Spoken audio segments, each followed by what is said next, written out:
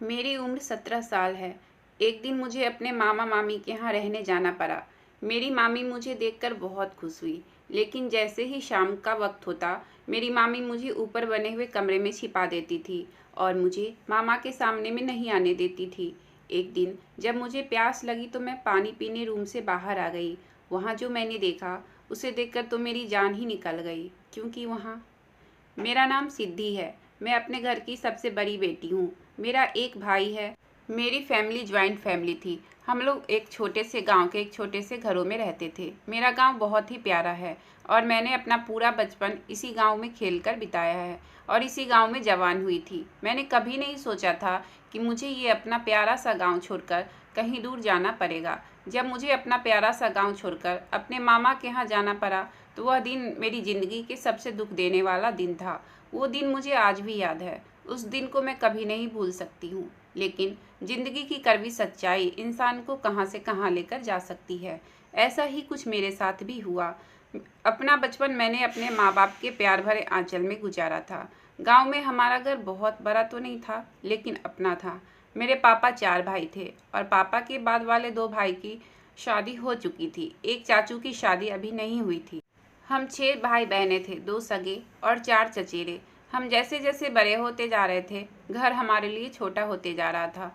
मेरी दादी और बुआ एक ही कमरे में रहा करती थी। कम उम्र में ही दादी ने बुआ की शादी करा दी थी। शादी के कुछ साल बाद ही बुआ का तलाक हो गया और अब वो हमारे साथ ही रहती है। मुझे ये बात आज तक समझ में नहीं आई कि आखिर क्यों बुआ का तलाक हो गया, जबकि बुआ तो दिखने में और स्वभाव से भी बहुत अच्छी थी। वो किसी से ऊंची आवाज़ में बात तक नहीं किया करती थी। लेकिन मुझे इतना पता था कि मेरी बुआ की शादी उनकी मर्जी के खिलाफ हुई थी और फिर दादी ने बुआ को एक अनचाहे बंधन में बांध दिया था। हमारी ज़िंदगी बहुत ही कड़वी सच्चाई से भरी पड़ी थी। मेरी माँ और दोनों चाची का आपस में कभी नहीं बनती थी।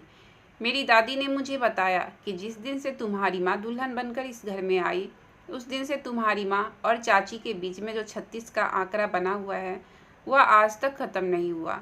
मैंने बचपन से ही अपनी माँ और चाची के बीच में जलन और बराबरी करते हुए देखा था। मैं नहीं जानती हूँ कि वो दोनों ऐसा क्यों करती हैं, मगर जो भी था, हम बच्चों के बीच इस लड़ाई झगड़े का असर दूर दूर तक नहीं दिखता था। हमारी माँ चाहे जितनी भी झगड़ालू और जिद्दी थी, हम सब बच्चे आपस में उतने ही प्यार और मोहब्बत से रहते थे। चाची की बेटी माही मेरे से 1 साल ही छोटी थी। उसका भी एक भाई था। वो माही से बड़ा था और वो कॉलेज में पढ़ता था। वो पढ़ने में बहुत तेज था। मेरा और माही का पढ़ाई में बिल्कुल भी मन नहीं लगता था। हम दोनों बहुत ही निकम्मे थे। हमारी मम्मी हमारे इस निकम्मेपन और पढ़ाई से जी चुराने पर हर बात में सुनाया करती थी। हमारा घर तो लोगों के हिसाब से बहुत छोटा था, लेकिन हमारे घर के पिछले भाग में एक बगीचा था। वह बगीचा हमारी दादी की मेहनत और लगन का ही नतीजा था। मैं और माही आम के पेड़ से आम तोड़कर कच्चा आम खाया करते थे। जब दादी को इस बात का पता चलता तो हमें बहुत डांटती थी। अपनी मम्मी की डांट से बचने के लिए वह बगीचा हमारे लिए सबसे सुरक्षित जगह होती थी, क्योंकि दादी अपने बगीचे में किसी को पाँव भी रखने नहीं देती थी। यह बात अलग थी कि मैं और माही अपना ज़्यादातर टाइम इसी बगीचे में गुजारते थे। हम उस वक्त 10वीं कक्षा में पढ़ते थे। हमारे बोर्ड के पेपर होने वाले थे। माही का बड़ा भाई रोहित भैया हम दोनों को पढ़ाते थे। भैया बहुत ही तेज़ थे। उनका ध्यान हमेशा पढ़ने में ही लगा रहता था। उनको दुनियादारी से कोई मतलब नहीं था। जब भैया ने मुझे माही के साथ पढ़ाने की बात की, तो पहले मम्मी और चाची के बीच इस बात को लेकर बहुत झगड़ा हुआ था। पर जब दादी ने अपनी गरजदार आवाज़ में कहा कि सिद्धि और माही दोनों को रोहित ही पढ़ाएगा, तो मम्मी और चाची दोनों चुप हो गई, क्योंकि घर में दादी का बहुत खौफ था। मम्मी और चाची दोनों ही दादी से बहुत डरती थी। यही वजह थी कि मम्मी और चाची दोनों अभी तक दिल पर पत्थर रखकर एक साथ एक ही घर में रह रही थी। और मेरे पापा और चाचू कभी भी अपनी पत्नियों की बात नहीं मानते थे, हमेशा दादी की ही बात मानते थे। यही वजह थी कि मेरी मम्मी और चाची हमेशा एक दूसरे पर गुस्सा निकाला करती थी। ऐसे ही दिन गुजरते गए। जैसे तैसे करके मैंने और माही ने बोर्ड की परीक्षा भी पास कर ली और उसके बाद हमने कॉलेज में एडमिशन लिया। कुछ समय बाद ही मुझे कॉलेज के एक लड़के से प्यार हो गया। उस लड़के का नाम नितिन था। मैं पूरी तरह उस लड़के की तरफ आकर्षित हो गई। मैं हर समय उस लड़के का सपना देखा करती थी, लेकिन वो लड़का सिर्फ मुझे अपनी दोस्त मानता था। उन्हीं दिनों हमारे घर में एक अजीब किस्सा हुआ। मेरे छोटे चाचू ने घर में किसी को बिना बताए शादी कर ली। ये बात घर में सबको तब पता चला जब वो अपनी दुल्हन को घर लेकर आए। दादी ने चाचू को पहले तो बहुत सुनाई, फिर बाद में चाचू से पूछा, तू इसको कहाँ रखेगा? इस घर में तो जगह ही नहीं है। चाचू ने कहा कि यहीं रखूँगा। इस बात पर दादी ने उन्हें घूर कर देखा तो चाचू ने कहा, अभी तो शहर में रखूँगा, लेकिन कुछ समय बाद मैं फिर से वापस आऊँगा। फिर चाचू चाची को लेकर शहर चले गए। लेकिन अब परेशानी ये थी कि जब चाचू चाची को बाद में लेकर हमेशा के लिए यहाँ रहने आएंगे, तब वो कहाँ रहेंगे, क्योंकि घर में उनके रहने के लिए जगह ही नहीं थी।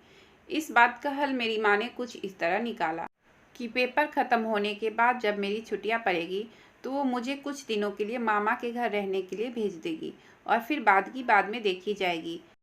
पेपर जब करीब आई तो रोहित भैया ने मुझे और माही को पढ़ाना शुरू कर दिया। फिर मैंने और माही ने पेपर दिए। पेपर ख़त्म ही हुए थे कि चाचू वापस आ गए और मुझे अपने मामा के घर जाना पड़ा।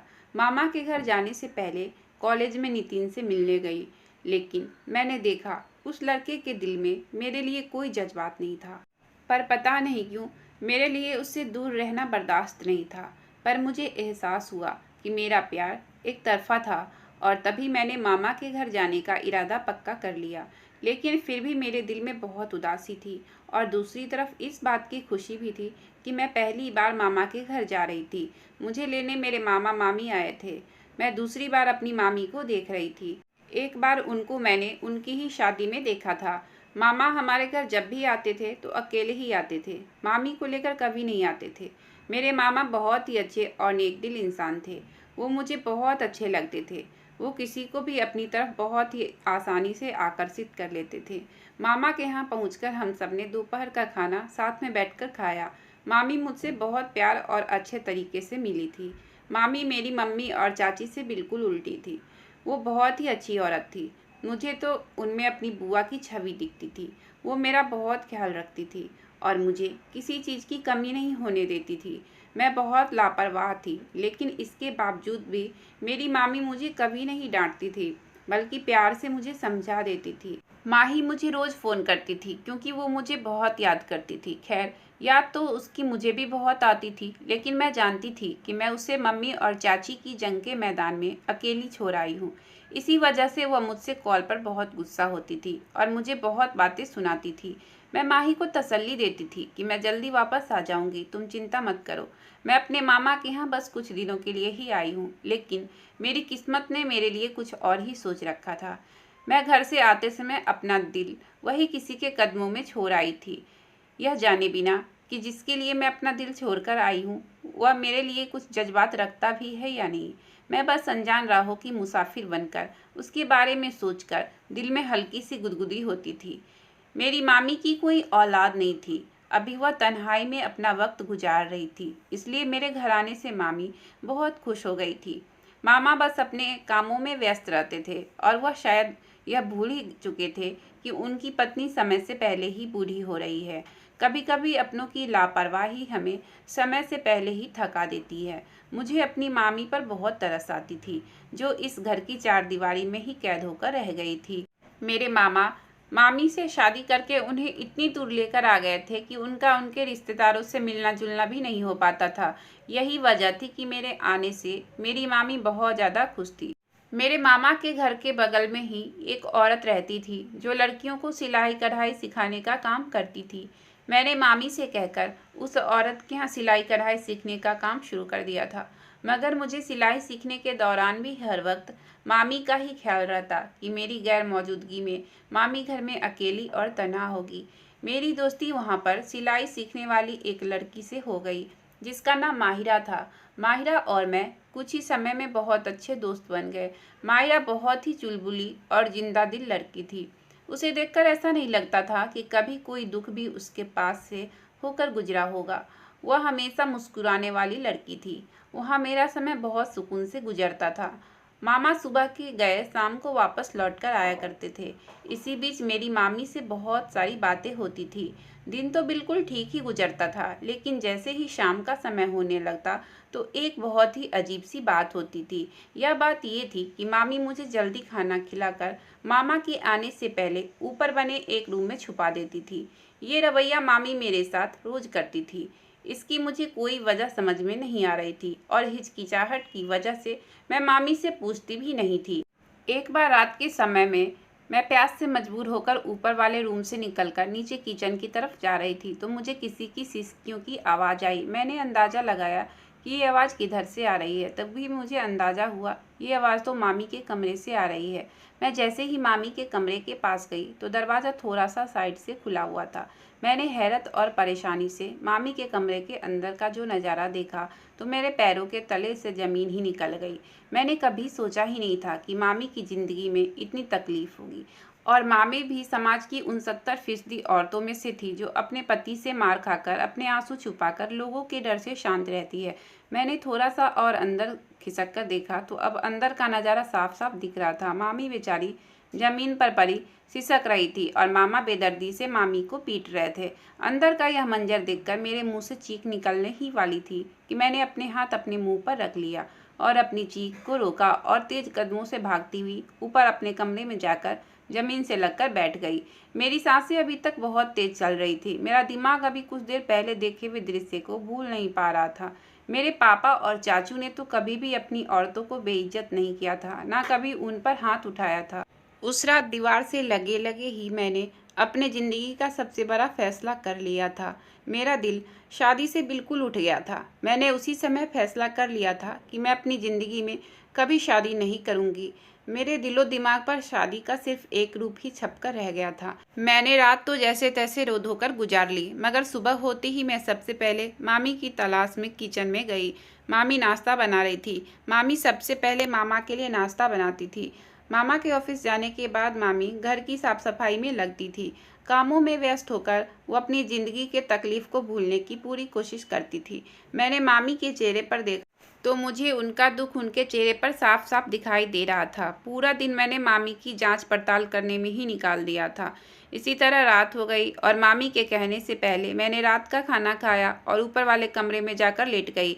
मैंने कुछ देर सोच विचार में गुजार दिया और फिर मोबाइल उठाकर माही को फ़ोन किया। वो मुझे मम्मी और चाची के बीच हुए ताज़ा ताज़ा झगड़ों के बारे में बता रही थी। हम दोनों की माँ और चाची के बीच होने वाली लड़ाई को ज़्यादा दिलचस्पी से नहीं लेते थे, पर आज मैं उनकी इस बातचीत पर दिल से मुस्कुरा भी नहीं रही थी। तभी वह मुझसे बार बार पूछ रही थी, तुम ठीक तो हो ना? मगर मेरे पास उसे झूठी तसल्ली देने के अलावा कोई और रास्ता नहीं था। जब आधी रात का समय हुआ तो मैं हल्के हल्के कदमों से कमरे से बाहर आई। आज फिर वही नज़ारा था। मामी के कमरे के बाहर सिसकियों की आवाज़ आ रही थी। मैंने चुपके से अंदर कमरे में झांक कर देखा तो कल की तरह ही नज़ारा था। मैं तेज कदमों से भागकर अपने कमरे में वापस आ गई। मैंने अब पक्का वादा कर लिया था कि चाहे कल कुछ भी हो जाए, मैं मामी से इस मुद्दे पर बातचीत करके ही रहूँगी। अगली सुबह जैसे ही मामा ऑफिस जाने के लिए निकले तो मैंने मामी से कहा, मामी घर का सब काम छोड़कर मेरे पास आकर बैठ जाओ, मुझे आपसे कुछ बातें करनी है। मामी मेरी बात सुनकर मेरे साथ आकर बैठ गई। मामी ने मुझसे पूछा, क्या हुआ बेटा, क्या बात है, घर पर सब ठीक तो है ना? मैंने कहा, जी मामी, घर पर सब ठीक है, मुझे आपके बारे में आपसे कुछ बात करनी है। मामी हैरत में आ गई और बोली, मेरे बारे में? उन्होंने हैरत भरी नज़रों से मुझे देखा। मैंने मामी से पूछा, मामी अब आप मुझे बताओगी कि मामा के सुलूक की असल वजह क्या है और वह कब से आपके साथ इस तरह मारपीट करते आ रहे हैं? मेरे मुंह से आवाज़ सुनकर मामी का रंग ही फीका पड़ गया। मामी ने मुझसे पूछा, बेटा तुम्हें इस सब के बारे में कैसे पता चला? तो मामी को मैंने उस रात के बारे में बताया और कहा कि मैंने मामा को आपको मारते हुए देख लिया था। मामा आपको किस तरह बेदर्दी से पीट रहे थे। अब मुझे समझ आया कि आप रात को क्यों मामा के आने से पहले मुझे ऊपर वाले कमरे में भेज दिया करती थी। अब आप मुझे सब सच सच बताओगी कि मामा के इस व्यवहार के पीछे की असली वजह क्या है? आखिर क्यों मारते हैं मामा आपको? मेरे ज़्यादा जोर देने पर मामी ने एक गहरी सांस ली और फिर मुझे बताया कि बेटा यह आज की कहानी नहीं है, ये किस्सा तो बहुत पुराना है। ये बात मेरी शादी के 6 महीने बाद की है। मामी बताती गई और मैं हैरत के समंदर में डूबकर मामी की दर्द भरी कहानी सुनती गई। उस दिन मुझे बहुत कुछ ऐसा पता चला जिसके बारे में परिवार में कोई भी नहीं जानता था। मामी सब कुछ बताने के बाद मुझसे बोली, बेटा, मैंने 14 साल में आज पहली बार किसी इंसान के सामने अपना दिल खोल कर रखा है। बेटा, तुम्हारा बहुत बहुत एहसान होगा। ये जो बातें मैंने तुम्हें बताई है, तुम ये बात किसी को भी मत बताना, खास तौर पर अपनी माँ को तो बिल्कुल मत बताना। मैं नहीं चाहती हूँ कि सालों से बनाए हुए मेरे इस रिश्ते को ठेस पहुँचे। मेरे पास ऐसा कोई नहीं है जो मेरे साथ खड़ा हो सके। मैंने बेबसी से मामी की तरफ देखा और मामी से पूछा, मामी, इतने सालों चुपचाप और ये सब सहकर आपको आखिर क्या मिला? उल्टा आपने अपने ऊपर जुल्म किया है। अब बस बहुत हुआ। क्या आप अब पूरी ज़िंदगी ऐसे ही गुजार देंगी? मैं आपको ऐसा कभी नहीं करने दूंगी। मेरी बात सुनकर मामी ने कहा, तुम अभी बच्ची हो और इन सब बातों को नहीं समझती हो, इसलिए इस तरह की बात कर रही हो। हमारे समाज में तलाकशुदा औरतों की जगह बहुत मुश्किल से बनती है। मैंने कहा, यह सब वसूल बनाने वाले हम लोग ही हैं। इस सब को ऐसे ही चलते रहने देंगे तो यह सब कभी ख़त्म नहीं होगा। किसी न किसी को तो इसे रोकना ही होगा। अगर आज हम अपनी तरफ उठने वाली एक उंगली को नहीं रोक सकते तो कल को पूरा हाथ हमारी तरफ भी उठेगा। ये सब बहादुरी की बात नहीं है। किसी तरह का सुलूक बिना किसी वजह के बर्दाश्त किया जाए, मेरी नज़र में तो यह एक बुज़दिल इंसान की पहचान है। आपकी तो कोई ऐसी मजबूरी भी नहीं है। आप सिर्फ यही सोच रही हैं कि समाज क्या कहेगा। काश हम यह सोचने की बजाय कि लोग क्या कहेंगे, ये सोच लिया करें कि भगवान क्या कहेंगे, तो हमारी ज़िंदगी बहुत ज़्यादा आसान हो जाएगी। मेरा इतना समझाने पर थोड़ा बहुत असर तो मामी पर भी हुआ। तभी उन्होंने कहा, तुम्हें जो ठीक लगे वह करो, लेकिन एक बात याद रखना, बहुत कम लोग ऐसे हैं जो समाज से टकराते हैं और समाज से टकराने के बाद जीत हासिल करते हैं। मैंने मामी की बातें सुनकर मामी से कहा, मुझे भगवान पर पूरा भरोसा है, आप बस दुआ करिए। मेरी बात सुनकर मामी भी मुस्कुराती हुई किचन में चली गई। अगला दिन मैंने सोचने और मंसूबा बनाने में ही गुजार दिया। इस मंसूबे को पूरा करने के लिए मुझे माही की मदद की ज़रूरत थी। इसके बारे में मैंने उसे कॉल करके सब कुछ आराम से समझा दिया था। मेरा अगला कदम बिना किसी मसले के मामी को यहाँ से लेकर जाना था। इसका मंसूबा भी मैंने बना लिया था। अगली सुबह मैंने मामा के ऑफिस जाने से पहले उनसे मामी को अपने साथ लेकर गांव जाने की इजाज़त मांगी। पहले तो मामा ने साफ साफ मना कर दिया, मगर थोड़ा जोर देने पर उन्होंने मेरी बात मान ली और मेरे लिए यह काफ़ी था। मैंने भागकर जल्दी से मामी को यह बात बताई तो मामी बहुत खुश हुई। अगले दिन हम दोनों अपने गांव के लिए निकल गए। मैं पूरे रास्ते माही से बात करती रही। मैंने उसे कह दिया कि दादी और बुआ को इस बारे में बता दो। जब हम गांव पहुंचे तो दोपहर हो चुकी थी। हमें स्टेशन लेने के लिए पापा आए थे। घर आकर मैंने महसूस किया कि मैंने इस माहौल को कितना मिस किया है। मैं और माही दादी और बुआ के साथ आराम से बातें करने लगे। मैंने सारी बातें दादी को बताई तो दादी ने मुझसे कहा, अब तुम फिक्र मत करो, मैं मौका देखकर तुम्हारी माँ से खुद बातें करूँगी। दादी की बात सुनकर मेरी सारी टेंशन खत्म हो गई। 2 दिन बाद दादी ने माँ और मामी को अपने कमरे में बुलाया और हर बात शुरू से माँ को बताई। जब यह बात माँ ने सुनी तो हक्की बक्की रह गई। माँ तो कभी सोच भी नहीं सकती थी कि उनका छोटा इकलौता भाई इस तरह की हरकत भी कर सकता है। दादी और मामी की बात सुनकर एक पल जाया किए बगैर माँ ने मामा को कॉल किया और फौरन गांव पहुंचने का हुक्म दिया। मामा चाहे कितनी ही सख्त क्यों ना हो, लेकिन माँ के सामने मामा की नहीं चलती थी। माँ का हुक्म मिलते ही मामा उसी दिन हमारे घर पहुँचे। जैसे ही मामा घर पहुँचे तो माँ ने उन्हें सांस लेने का मौका तक नहीं दिया, उनकी क्लास लेनी शुरू कर दी थी। मैं दादी के बगल में बैठी कच्चे आम खाते हुए मामी की बातों को याद कर रही थी। मामी ने उस दिन मेरे जोर देने पर अपनी ज़िंदगी की सारी सच्चाई से पर्दा उठाया था और मुझे बताया था कि मेरी शादी के शुरू के ही कुछ दिन खुशगवार गुजरे थे, जैसे नई शादी हुई लोगों के गुजरते हैं। मगर जब कुछ महीने गुजर जाने के बाद मैं पेट से नहीं हुई तो तुम्हारे मामा मुझे डॉक्टर के पास लेकर गए। डॉक्टर ने चेकअप किया तो पता चला मेरे अंदर कोई कमी नहीं है, मैं बिल्कुल ठीक हूँ। जब डॉक्टर ने तुम्हारे मामा से कहा कि वह भी टेस्ट करवा ले, पहले तो मामा नहीं माने, पर बहुत जोर देने के बाद मान गए।